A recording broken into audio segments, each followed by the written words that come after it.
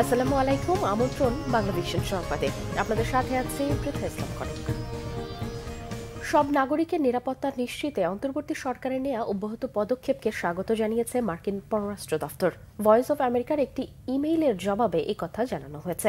মার্কিন পররাষ্ট্র দফতরের মুখপাত্র জানিয়েছেন, সংখ্যালঘু সম্প্রদায়ের ওপর সহিংসতা ও অসহিষ্ণুতার যে কোনো ঘটনার নিন্দার পাশাপাশি বাংলাদেশের সকল নাগরিকের নিরাপত্তা নিশ্চিত করতে অন্তর্বর্তী সরকারের অব্যাহত পদক্ষেপগুলোকে যুক্তরাষ্ট্র স্বাগত জানায়। বলা হয়েছে, ধর্ম বা বিশ্বাসের স্বাধীনতা, মত প্রকাশের স্বাধীনতা, শান্তিপূর্ণ সমাবেশ ও সংগঠন করার স্বাধীনতাকে মৌলিক স্বাধীনতা হিসেবে সমর্থন করে যুক্তরাষ্ট্র। ইসকনকে সন্ত্রাসী সংগঠন ঘোষণার দাবি ও চিন্ময় কৃষ্ণ দাসের জামিন না পাওয়া প্রসঙ্গে পররাষ্ট্র দফতরের মুখপাত্র জানান, আইন অনুযায়ী সংবিধানে যে অধিকারগুলো নিশ্চয়তা দেওয়া হয়েছে তার আলোকেই এই ইস্যুগুলো সমাধানের দায়িত্ব বাংলাদেশ সরকারের। বাংলাদেশ সহ সকল দেশকে মত প্রকাশের স্বাধীনতা, শান্তিপূর্ণ সমাবেশ ও সংগঠন করার স্বাধীনতা এবং ধর্ম বা বিশ্বাসের স্বাধীনতা সমুন্নত রাখার জন্য আহ্বান জানানো হয়েছে ওই মার্কিন পররাষ্ট্র দফতরের পক্ষ থেকে।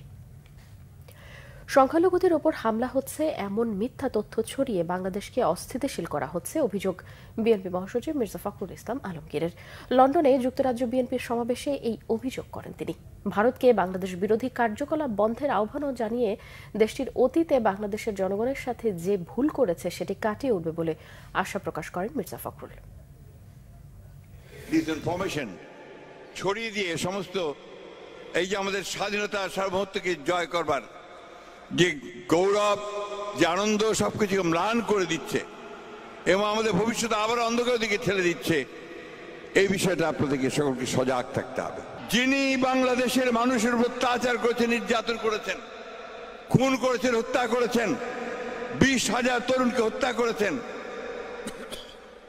আমাদের ইলিয়াস আলী সহ 700 মানুষকে গুম করে দিয়েছেন, আমাদের এমন কোন নেতা নেই, আমাদের সবচেয়ে বড় আমাদের দেশনেত্রী বেগম খালেদা জিয়া, তাকে বছরের পর বছর কারাগারে আটকে রেখেছিলেন। আমাদের নেতা তারেক রহমানকে মিথ্যা মামলা দিয়ে নির্বাসিত করেছেন। সেই শেখ হাসিনাকে আজকে ভারত আশ্রয় দিয়েছে এবং সেই শেখ হাসিনা আবার তার দলবল নিয়ে ষড়যন্ত্র করছে, নতুন করে চক্রান্ত সৃষ্টি করছে বন্ধুগণ, এবং এই চক্রান্ত সৃষ্টি করে বাংলাদেশের স্বাধীনতা, গণতন্ত্র, সার্বভৌমত্বকে বিনষ্ট করতে চাইছে। লাল মরিচ নিয়ে দুশ্চিন্তায় উত্তরের কৃষক ও ব্যবসায়ীরা। ভারতীয় মরিচ আমদানির কারণে কদর কমেছে দেশি মরিচের। বাণিজ্য মন্ত্রণালয়ের কাছে নেই মরিচের চাহিদা ও উৎপাদনের সঠিক তথ্য। সংশ্লিষ্টরা বলছেন, প্রয়োজন না হলেও মরিচ আমদানিতে ক্ষতিগ্রস্ত হচ্ছে কৃষক। উত্তরের কয়েকটি জেলা ঘুরে রিপোর্ট করছেন জুয়েল আহমেদ। উত্তরের কৃষকের ঘর ও আঙিনা ভরেছে লাল রঙের মরিচে। এ ফসল অবদান রাখছে এই অঞ্চলের কৃষি অর্থনীতিতে। রংপুর দিনাজপুর কৃষি অঞ্চলে 1.5 দশক ধরে বাণিজ্যিকভাবে লাল মরিচ চাষ করে লাভের মুখ দেখছেন কৃষকরা। চাহিদা থাকায় প্রত্যেক বছরেই চাষ বাড়ছে। মশলা জাতীয় এই ফসলে আর্থিক দৈন্যতা কেটেছে বহু প্রান্তিক কৃষকের। তবে এবছর বাজার মন্দা, দিশেহারা কৃষকরা। 5 টাকার মরিচের দামই প্রায় 30 লক্ষ টাকা লস খেয়েছি। 100 মন মরিচ কিনলাম হাটে, বিক্রি করার সময় দেখা যায় 50 মন বিক্রি হয়, 50 মন ঘরে গুডাউনে থেকে যায়। 10 টাকা কেজি, 12 টাকা কেজি কাঁচা মরিচ তুলে শুকাই। তাতে এক একটা কৃষকের ও যারা ব্যবসা করে তাদের অনেক মানুষের লস। দেশি মরিচে এখনো ব্যাপক হারে মরিচ আছে, বাজারও ব্যাপক হারে পাওয়ানো যাচ্ছে, কিন্তু মোকামে চাহিদা নাই, মানে খাচ্ছে না, টানতেছে না। ব্যবসায়ীরা বলছেন, বিভাগের 71 হিমাগারে প্রায় 500 টন শুকনা মরিচ মজুদ আছে। এর ওপর আমদানির কারণে মরিচের দাম পড়ে গেছে। কৃষি বিপণন কেন্দ্রের কাছে উৎপাদন ও চাহিদার সঠিক তথ্য না থাকায় ক্ষতির মুখে কৃষকরা। চাহিদার বিষয়টি রয়েছে, আমাদের জনবল এত নগণ্য হওয়ায় চাহিদা নিরূপণটা আমাদের এই স্বল্প সংখ্যক জনগণ দিয়ে করা আসলেই কষ্টসাধ্যকর হয়ে যায়।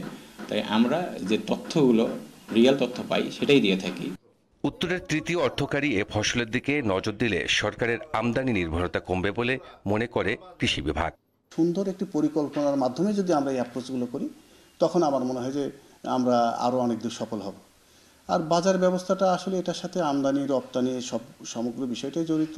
তো এখানে আসলে আমাদের যখন হয়তো আমাদের ধরেন যে দাম পাচ্ছে না, এই সময় যদি আমরা হয়তো যদি শুল্ক আরোপ করি আমাদের আমদানির ক্ষেত্রে, সেক্ষেত্রে কিন্তু আসলে আমদানিকারকরা নিরুৎসাহিত হবে এবং আমাদের দেশীয় যে সমস্ত কৃষক তারা কিন্তু লাভবান হবে।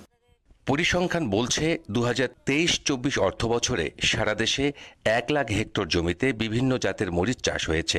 উৎপাদন 8.5 লাখ টন। এর মধ্যে উত্তরে 700 হেক্টরে উৎপাদন হয়েছে 1500 টন লাল মরিচ।